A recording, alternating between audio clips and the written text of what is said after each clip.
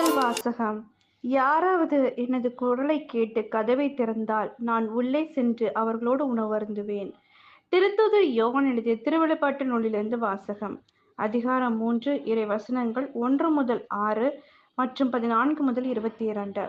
யோவான் என்னும் எனக்கு ஆண்டவர் கூறியது: சர்தையில் உள்ள திருச்சபையின் வானதூதருக்கு இவ்வாறு எழுது: கடவுளுடைய 7 ஆவிகளையும் 7 விண்மீன்களையும் கொண்டிருப்பவர் கூறுவது இதுவே: உன் செயல்களை நான் அறிவேன்.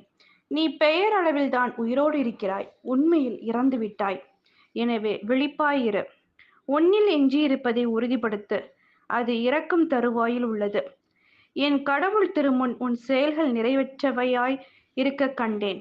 நீ கற்றதையும் கேட்டதையும் நினைவில் கொள், அவற்றை கடைபிடி, மனம் மாறு, நீ விழிப்பாயிரு.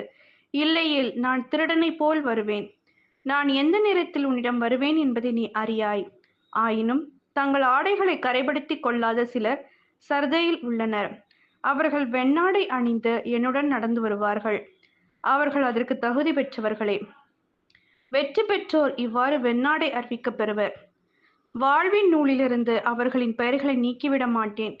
மாறாக என் தந்தை முன்னிலையிலும் அவருடைய வானதூதர்கள் முன்னிலையிலும் அவர்களின் பெயர்களை அறிக்கையிடுவேன். கேட்க செவியுடையோர் திருச்சபைகளுக்கு தூய ஆவியார் கூறுவதை கேட்கட்டும். லவோதிக்கேயாவில் உள்ள திருச்சபையின் வானதூதர் இவ்வாறு எழுது: ஆமேன் எனப்படுபவரும் நம்பிக்கைக்குரிய உண்மையான சாட்சியும் கடவுளது படைப்பின் தொடக்கமும் ஆனவர் கூறுவது இதுவே: உன் செயல்களை நான் அறிவேன். நீ குளிர்ச்சியாகவும் இல்லை, சூடாகவும் இல்லை. குளிர்ச்சியாகவோ சூடாகவோ இருந்திருந்தால் எத்தனை நலமாய் இருந்திருக்கும். இவ்வாறு நீ குளிர்ச்சியாகவோ சூடாகவோ இல்லாமல் வெதுவெதுப்பாய் இருப்பதால் என் வாயிலிருந்து உன்னை கக்கி விடுவேன்.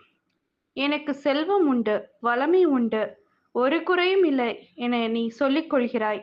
ஆனால் நீ இழிந்த, இரங்கத்தக்க, வறிய, பார்வையற்ற, ஆடையற்ற நிலையில் இருக்கிறாய் என்பது உனக்கு தெரியவில்லை. ஆகவே நீ செல்வம் பெறும் பொருட்டு புடம் போட்ட பொன்னையும் ஆடையின்றி வெட்கி நிற்கும் உன் நிலையை பிறர் காணாதபடி அணிந்து கொள்ள வெண்ணாடையும், நீ பார்வை பெறும் பொருட்டு உன் கண்களில் தடவிக்கொள்ள மருந்தையும் என்னிடமிருந்து விலைக்கு வாங்கிக் கொள்ளுமாறு உனக்கு அறிவுரை வழங்குகிறேன். நான் யார் மீது அன்பு செலுத்துகிறேனோ அவர்களை கடிந்து தண்டித்து திருத்துகிறேன். ஆகவே நீ ஆர்வம் கொண்டு மனம் மாறு. இதோ நான் கதவு அருகில் நின்று தட்டிக் கொண்டிருக்கிறேன். யாராவது எனது குரலை கேட்டு கதவை திறந்தால் நான் உள்ளே சென்று அவர்களோடு உணவருந்துவேன். அவர்களும் என்னோடு உணவருந்துவார்கள். நான் வெற்றி பெற்று என் தந்தையின் அரியணையில் அவரோடு வீற்றிருப்பது போல, வெற்றி பெறும் எவருக்குமே எனது அரியணையில் என்னோடு வீற்றிருக்கும் உரிமை அளிப்பேன். கேட்க செவியுடையோர் கேட்கட்டும். திருச்சபைகளுக்கு தூய ஆவியார் கூறுவதை கேட்கட்டும்.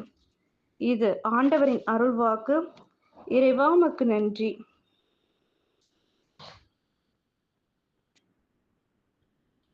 நற்செய்தி வாசகம். இழந்து போனதை தேடி மீட்கவே மானிட மகன் வந்திருக்கிறார். லூக்கா எழுதிய தூய நற்செய்தியிலிருந்து வாசகம். அதிகாரம் 19 இறை வசனங்கள் 1 முதல் 10. அக்காலத்தில் இயேசு எரிகோவுக்கு சென்று அந்நகர் வழியே போய்க் கொண்டிருந்தார். அங்கு சக்கேயு என்னும் பெயருடைய செல்வர் ஒருவர் இருந்தார். அவர் வரி தண்டுவோருக்கு தலைவர். இயேசு யார் என்று அவர் பார்க்க விரும்பினார். மக்கள் திரளாய் கூடியிருந்ததால் அவரை பார்க்க முடியவில்லை. ஏனெனில் சக்கேயு குட்டையாயிருந்தார். அவர் முன்னே ஓடிப்போய் அவரை பார்ப்பதற்காக ஒரு காட்டு அத்திமரத்தில் ஏறிக்கொண்டார். இயேசு அவ்வழியே தான் வரவிருந்தார். இயேசு அந்த இடத்திற்கு வந்தவுடன் அண்ணாந்து பார்த்து அவரிடம், சக்கேயு, விரைவாய் இறங்கி வாரும், இன்று உமது வீட்டில் நான் தங்க வேண்டும் என்றார். அவர் விரைவாய் இறங்கி வந்து மகிழ்ச்சியோடு அவரை வரவேற்றார். இதை கண்ட யாவரும், பாவியிடம் தங்க போயிருக்கிறாரே இவர் என்று முணுமுணுத்தனர்.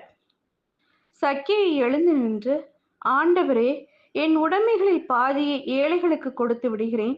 எவர் மீதாவது பொய்க்குற்றம் சுமத்தி எதையாவது கவர்ந்திருந்தால் நான் அதை 4 மடங்காக திருப்பி கொடுத்து விடுகிறேன் என்று அவரிடம் கூறினார்.